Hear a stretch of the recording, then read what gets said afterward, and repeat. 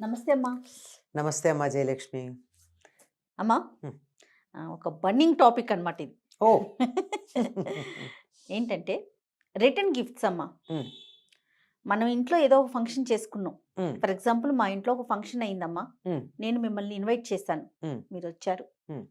వచ్చేటప్పుడు ఆ ఫంక్షన్‌కి తగినట్టుగా నేను ఏదో పూజో, వ్రతమో చేసుకుంటే ఒక జాకెట్ ముక్క, కొబ్బరికాయ ఇంకేదో ఓ పండో తీసుకొస్తారు. ఓ తెస్తాం. పండో, ఫలమో తెస్తారు. హ్మ్. లేదు ఇంకొక ఫంక్షన్ అనుకోండి, దానికి తగినట్టుగా ఏదో ఒక గిఫ్ట్ తీసుకొని మీరు మా ఇంటికొస్తారు. హ్మ్. నేనేం చేస్తున్నాను, చక్కగా భోజనం పెడతాను, తాంబూలం ఇస్తాను, కార్యక్రమాన్ని బట్టి. వెళ్ళిపోయేటప్పుడు నేనొక రిటర్న్ గిఫ్ట్ ఇస్తున్నా. హ్మ్. ఇది ఎలా అయిపోయిందంటే, మీ ఇంటికొచ్చేటప్పుడు మేము పలానా గిఫ్ట్ తీసుకొస్తున్నాం. మేమెళ్ళేటప్పుడు మాకేమిస్తారు అనే ఒక ఎక్స్‌పెక్టేషన్‌లోకి వెళ్ళిపోయింది. అసలు ఈ రిటర్న్ గిఫ్ట్ కాన్సెప్ట్ ఏంటి? పూర్వకాలంలో అసలు ఈ పద్ధతుందా? ఎలాంటి సందర్భాల్లో మన ఇంటికి వచ్చి, మన ఫంక్షన్‌కి వచ్చి తిరిగి వెళ్ళేటప్పుడు గిఫ్ట్ ఇచ్చి పంపుతారమ్మా? అమ్మా, అసలు ఈ ఇచ్చిపుచ్చుకోవటాలన్నది చాలా ఎక్కువైపోయి చికాకు కలుగుతోందమ్మా. ఆ! ఎందుకు అసలు ఏమనిస్తారమ్మా? శుభలేఖలు ఏమనేస్తారు? మదర్పిత చందన తాంబూలాదులు స్వీకరించి మమ్మాదర్ మమ్మానందింపచేయ ప్రార్థన. అవును. అంతే కదా! అంతేనమ్మా. ఆ చందనము, తాంబూలం ఇవ్వాలి. హ్మ్. ఎవరికన్నా ఇంటికొస్తే ఇవ్వాల్సిందేమిటంటే, హ్మ్. ముందు అంటే మనది ఉష్ణదేశం గనక కాస్త గంధం ఇచ్చి తాంబూలం ఇస్తాం. ఆ! అలాగే వెళ్ళేటప్పుడు కూడా ఏం చేస్తామమ్మా, మన ఇంటికి ఎవరైనా వస్తే బొట్టు పెట్టి తాంబూలం ఇస్తాం. ఆ! ఇంటికొచ్చినటువంటి వాళ్ళని ఊరికే పంపకూడదు గనక తప్పనిసరిగా ఎవరింటికన్నా వెడితే మంచినీళ్ళన్నా తాగి రావాలట. ఏమీ లేకుండా, తినకుండా, తాగకుండా వెళ్ళకూడదు. అది అవమానం. హుహు. అందుకని ఏం చేస్తారు, మరీను మహారాష్ట్రలో అయితే బెల్లం ముక్క పెడతారు. ఏమీ లేకపోతే. ఇంత బెల్లమన్నా నోట్లో వేసుకెళ్ళమంటారు. ఓకే. అది ఒక పద్ధతి. అంటే నీకు నాకు మధ్య ఈ తినేటటువంటి అభిమానం ఉంది అని చెప్పడానికి. అదే పండగ మీరన్నట్టు ఏదన్నా ఫంక్షన్స్‌కొచ్చారనుకోండి, ఫంక్షన్స్‌కొస్తే ఎవరు తేవాలో తెలుసా అమ్మా? పెద్దవాళ్ళు తేవాలి బట్టలు. హ్మ్. హ్మ్. మీకన్నా పెద్దవాళ్ళు ఆశీర్వచనం సమయంలో మీకు బట్టలు పెడతారు. వచ్చి మాకు బట్టలు పెట్టి ఆశీర్వదిస్తారు. ఆశీర్వదిస్తారు. బావుంది. అలాగే పీటల మీద కూర్చునేటటువంటి వాళ్ళు వ్రతాలు, పూజలు మొదలైనవి చేసేటప్పుడు వాళ్ళేం చేస్తారంటే, పెద్దలకి బట్టలు పెట్టి కూర్చుంటారు. ఆ! ఇంతే పెద్దలకి బట్టలు పెట్టాలి. పెట్టాలి. ఆహా! పెట్టి వాళ్ళకి నమస్కారం చేసి అంటే ఏమిటర్థం? వాళ్ళ అనుమతి తీసుకుంటున్నారు. ఓకే. ఏ పూజ చేసినా, ఏ వ్రతం చేసినా ఇంట్లో పెద్దల అనుమతి తీసుకొని చెయ్యాలి గానీ, నా సొంతంగా చేస్తాను నీ ఇష్టం ఏమిటని చేయకూడదమ్మా. మనకి ఎటువంటి కార్యమైనా. ఎటువంటి కార్యమైన. అమ్మ. ఎందుకంటే వాళ్ళ ఆశీస్సులు, ఆమోదం ఉంటే అది వెనుబలంగా ఉంటుంది. హ్మ్. మీకు గమనించినట్టయితే వరలక్ష్మి వ్రతం కథ చదువుతారు గదా అందరూ. అవును. అందులో సాక్షాత్తు వరలక్ష్మీదేవి వచ్చి ఆవిడకి ఎవరికి చారుమతికి ఆ! నేను వరలక్ష్మిని, నీ కోరిక తీరుస్తాను. రాబోయేటటువంటి శ్రావణ పూర్ణిమకు ముందు వచ్చే శుక్రవారం నాడు నన్ను పూజ చెయ్యి అని చెప్పింది. అవును. బావుందా? అవును. చెబితే ఈవిడ తెయ్ అని చేసిందా?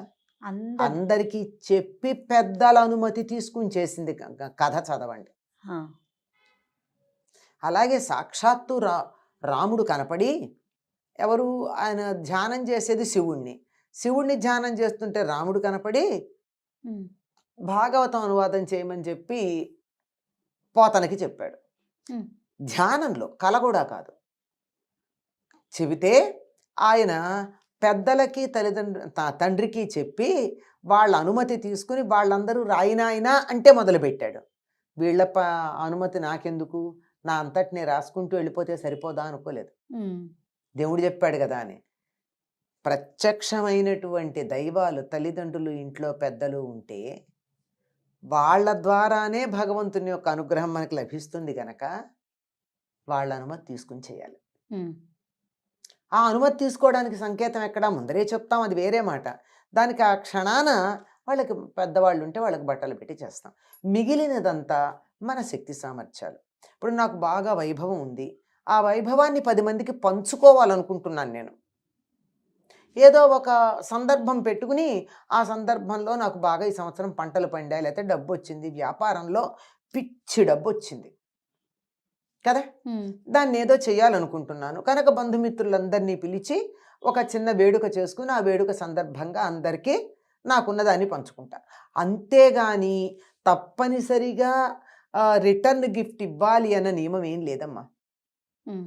ఇవ్వవలసిందల్లా తాంబూలం, పండు తాంబూలం.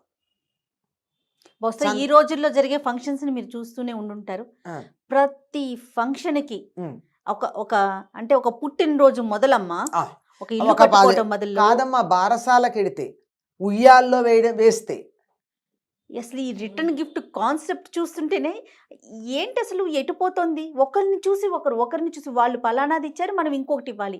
భోజనాలు పెట్టడం వరకు అంటే మన ఇంటికి ఇన్వైట్ చేసాం, వేడుక ఓకే.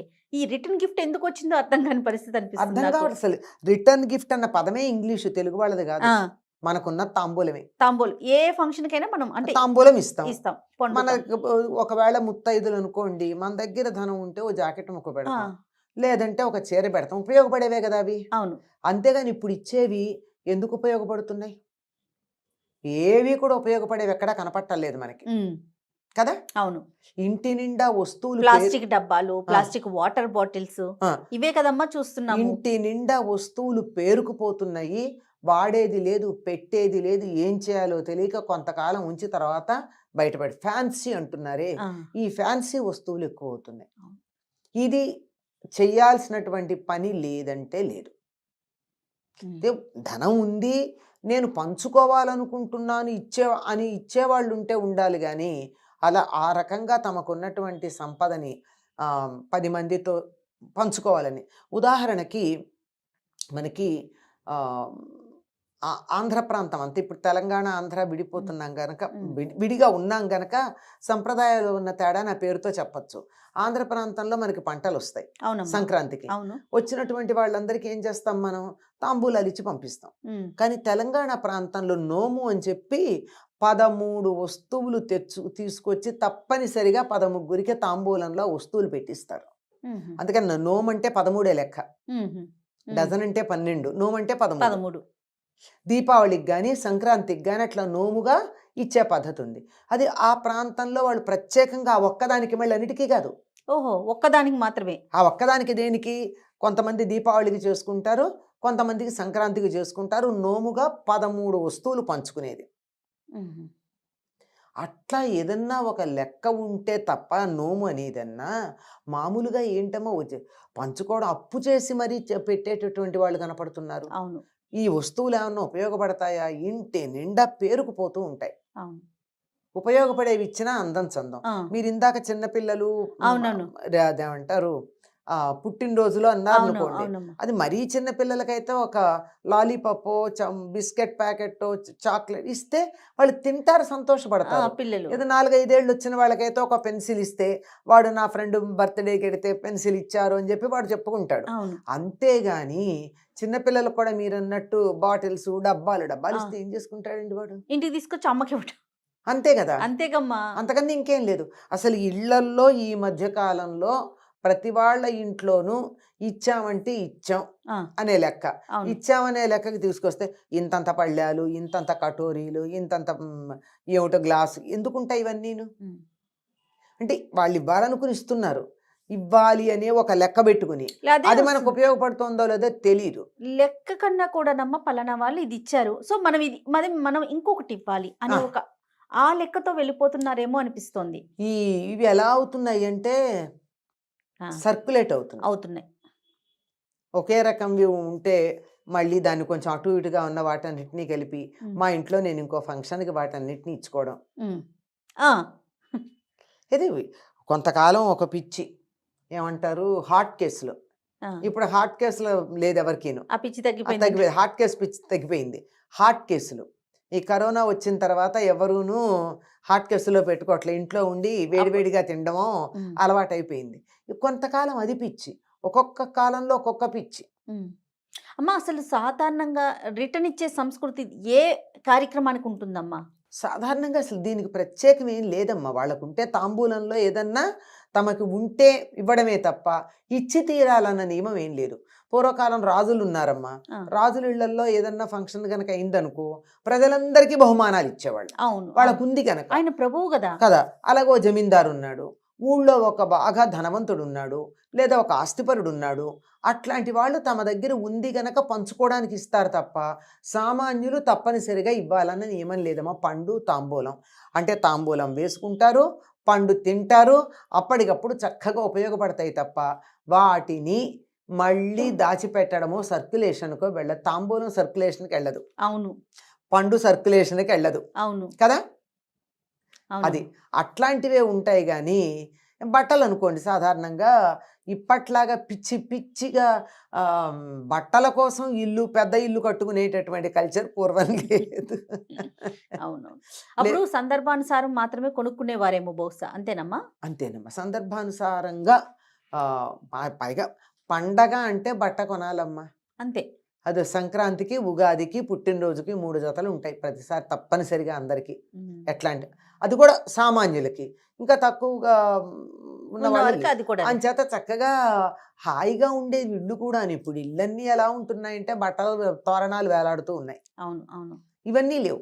ఇప్పుడసలు ఒకళ్ళు ఇచ్చేది ఉంటే మనమే కొనుక్కుంటున్నాం.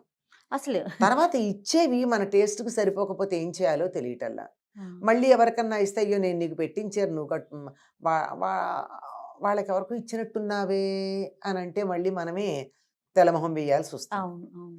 ఇవన్నీ కూడా ఆలోచించుకుని ఇచ్చేటప్పుడు కొంచెం మన దగ్గర ఉండి ఫలానా వాళ్ళ మీదున్న ప్రేమతో ఇద్దాము అనుకుంటే ఇవ్వాలి తప్ప, తప్పనిసరిగా ఇచ్చి తీరాలన్న నియమం ఏం లేదమ్మా. ఓకే. మన ఇంటికొచ్చి అలాగే మీరు మీరు నన్ను పిలిచారు. అమ్మా! మీరు నన్ను పిలిచినప్పుడు నేను పెద్దదాన్నయితే నీ ఆశీర్వచనానికి నేను బట్టలు తీసుకొచ్చిస్తా. మిగిలిన ప్రధానం అదే బట్టలు. ఆహా! నేను చిన్నదాన్ననుకో, అమ్మా! ఇవ్వాల్సిన పనేం లేదు. ఆ! వచ్చో నమస్కారం చేసి, మహా అయితే పూజ అయితే ఓ పండిచ్చి అంతే. అంతేగాని ఆశీర్వచనంలో బట్టలు పెట్టేది పెద్దవాళ్ళు మాత్రమే. ఓహ్! హ్మ్. ఇది తెలియక ఏమిటో ఇవ్వడం, పుచ్చుకోవడం. ఆ! ఇస్తినమ్మా వాయనం, పుచ్చుకుంటున్నమ్మా వాయనం. ఇస్తినమ్మా వాయనం, పుచ్చుకుంటున్నమ్మా అక్కడ వాయనం. జరిగే కార్యక్రమాల కన్నా కూడా ఈ ఇచ్చి పుచ్చుకునే ఇచ్చి ధోరణి పుచ్చుకోవటాల అది ధోరణి చాలా చాలా వ్యాపార ఎక్కువైపోయింది. ధోరణి ఎప్పుడైతే మనుషులకు మనస్సుల్లో వచ్చిందో, అమ్మ. బహుమానాలు కూడా వ్యాపార దృష్టి. ఇంకా కొంతమందైతే ఒకళ్ళు పెళ్ళిళ్ళల్లో వాటిల్లో పుస్తకం పెట్టు కూర్చొని రాస్తారు. ఫలానా వాళ్ళు ఫలాంది ఇచ్చారని. ఇది మరీ ఇదివరకు భయంకరమైనటువంటిది. రోజులు అదే కదమ్మా ఆ! ఉండేది. ఆ! ఇదివరకు రోజుల్లో ఉండేది కదా! ఆ! ఆ! నాకు గుర్తు. నాకు అవును. తెలుసు. నాకు తెలుసు అదే. నాకు కూడా తెలుసనమాట. చాలా ఆశ్చర్యపోతూ ఉండేవాళ్ళం. పలానా వాళ్ళు ఇంత ఇచ్చారు అని. ఆ! ఎందుకు అంటే రేపటి రోజున మేమెళ్ళినప్పుడు వాళ్ళకివ్వాలి కదా! అట్లా అట్లా ఎందుకవుతారు రాజుగారు ఇప్పుడు రాజుగారు మనకేదో పెద్ద వెండి వస్తువు ఇచ్చారు. నా జన్మలో నేను వెండి వస్తువు కొనుక్కోలేననుకో, నేను ఇంకోళ్ళు పిలిస్తే మరి నేను వెండి వస్తువు ఎక్కడిస్తాను? అది. మన స్థాయి, వాళ్ళ స్థాయి, తర్వాత ఈ రెండింటికి మధ్య సమన్వయము, వాళ్ళ అభిరుచులు, రుచులు కూడా. హ్మ్. హ్మ్. వీటిని కూడా మనం పరిగణలోకి తీసుకోవాలి. అవును. చాలా ఎన్నుండాలో. బహుమానాలు ఇవ్వడం అనేది అంత ఈజీ విషయం కాదమ్మా. అలా మార్కెట్‌కెళ్ళి ఇవ్వలేం. హ్మ్. ఒక్కొక్కళ్ళకి ఇవ్వాలి అంటే 100 ఆలోచించి ఇవ్వాలి. నీకు నీ చీర పెట్టాలనుకో, నీకు నచ్చే రంగు పెట్టాలి. హ్మ్. నువ్వు కట్టుకునేటట్టు పెట్టాలి. తీరా చేసి నీ దగ్గర 100 ఉంటే కూడా, అబ్బా! ఈ చీర నేను కట్టుకోకుండా ఉండలేను అనిపించేట్టు పెట్టాలి నేను. హ్మ్. ఏదైనా ఏ చిన్న వస్తువైనా దానికి ఖరీదు కట్టడం వల్ల సమస్యొచ్చిందమ్మా. దానికి విలువ కట్టాలి తప్ప ఖరీదు కట్టకూడదు. రైట్. అది ఆలోచించాలి. తప్పకుండా అమ్మా. నమస్తే. నమస్తే. నమస్తే అమ్మా.